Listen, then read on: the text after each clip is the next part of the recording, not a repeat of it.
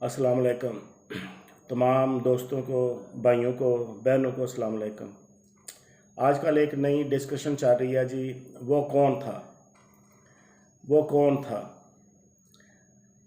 वो कौन था जिसको अमेरिका ने कहा कि आप इमरान खान को फारग कर दें। वो कौन था जिसने 12 बजे रात को अदालतें खोलने का हुक्म दिया। वो कौन था जिसने कैदियों के वैन को हुक्म दिया कि वो पहुंच जाए। वो कौन था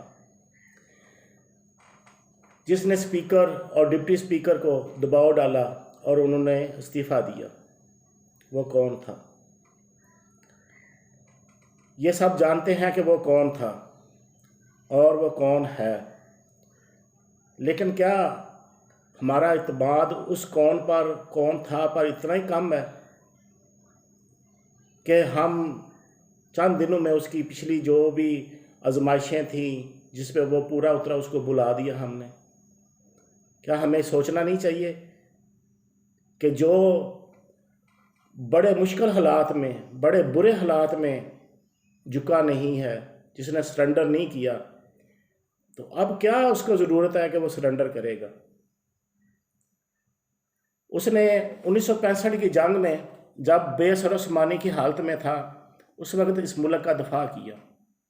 उसने 1971 की जंग में जब एक दुनिया एक तरफ थी, भारत, इसराइल, रशिया, अमेरिका और बंगाली अवाम, बंगाली फ़ौज और साथ में मुक्ति बानी, तो उस वक़्त भी उसने सरेंडर नहीं किया था।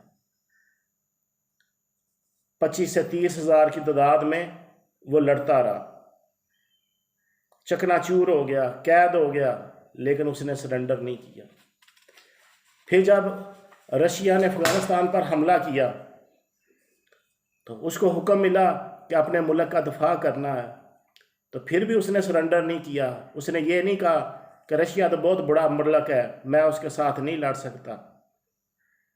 आपकी हैसियत नक्शे पर अगर देखें तो रूस के मुकाबले में पाकिस्तान एक नाहन के बराबर है, लेकिन उसने तो सरेंडर नहीं किया। उस वक्त भी उसने आंखों में आंखें डाल के बात की और कितना अरसा 77 से लेकर 89 तक वो लड़ता रहा रशिया के साथ और उसको ज़ेर किया। वो कौन था।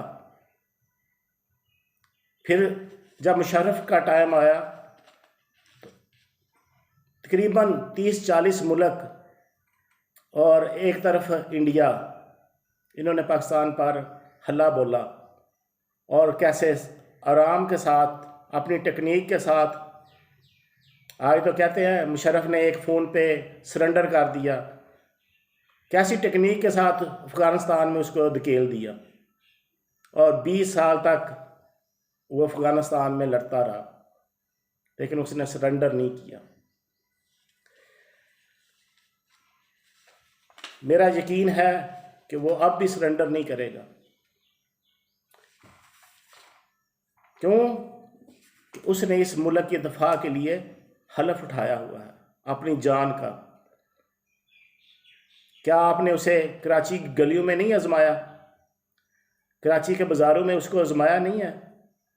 क्या आपने वज़ीरिस्तान के पहाड़ों में उसे आजमाया नहीं है? क्या उसने सरेंडर किया?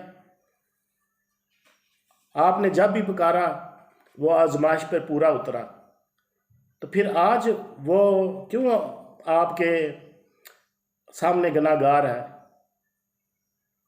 क्यों ज़ेर ताब है? वह क्यों काबिल नफ़रत है? वह क्यों आज हमारा हीरो नहीं है? वो आज भी वही है, लेकिन उसका लड़ने का अंदाज अपना है और इंशाल्लाह पूरी उम्मीद है कि वो अपने दुश्मन से पाकिस्तान की हिफाजत करेगा। अपनी आखिरी सांस तक वो लड़ेगा, वो सरेंडर नहीं करेगा और कंप्रोमाइज़ नहीं करेगा, वो ना झुकेगा। आज हर तरफ उस पर तनकीद हो रही है, हर चैनल उसको कह रहा है कि वो कौन था, अपने भी पराए भी, यहाँ तक कि जो उसके अपने अदारे के हैं वो भी उस पर उंगलियां उठा रहे हैं, साबका और मौजूदा भी। लेकिन हमें अल्लाह ताला पर यकीन रखना चाहिए और उस पर भी इत्मीनान करना चाहिए कि वो कौन था नहीं, वो कौन है, और वो आज भी मौजूद है और वह सरेंडर नहीं करेगा इंशाअल्लाह। जितनी भयानक रात की इब्तिदा है, इसका अहतमाम हो रहा है, इस भयानक रात का अख्ताम हो रहा है, और उतनी अच्छी दिलकश और सुनहरी सुबह होगी। लेकिन हमें उस पर इत्मीनान रखना चाहिए, अपने तनकीद के, अपने इल्ज़ामात के नश्तर उस पर नहीं बरसाने चाहिए। और एक दिन इंशाल्लाह, चंद दिनों के बाद ही आपको ये सारी धुंध, ये सारे बादल छट जाएंगे और फिर पता चलेगा कि फिर वो कौन था जिसने सारी सिचुएशन को संभाला और उसमें से सुरखरू हो के निकला, और जिसने पाकिस्तान के अवाम की हिफाजत की। तो आप से इल्तमास है कि आप अपना ज़हन, अपने जितने भी ये हुए हैं हालात आए हैं, इन पर नज़र दौड़ाएं और आपको पता चलेगा कि वो अभी भी अपनी जगह पर खड़ा है और अपने हिस्से का काम कर रहा है, और हमें भी अपने हिस्से का काम करना चाहिए। और दुश्मन के सामने हमें आपस में दरार नहीं डालनी चाहिए और उसकी तरफ उंगली नहीं करनी चाहिए।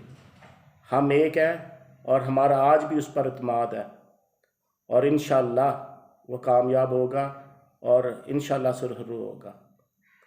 वस्सलाम, खुदा हाफिज़।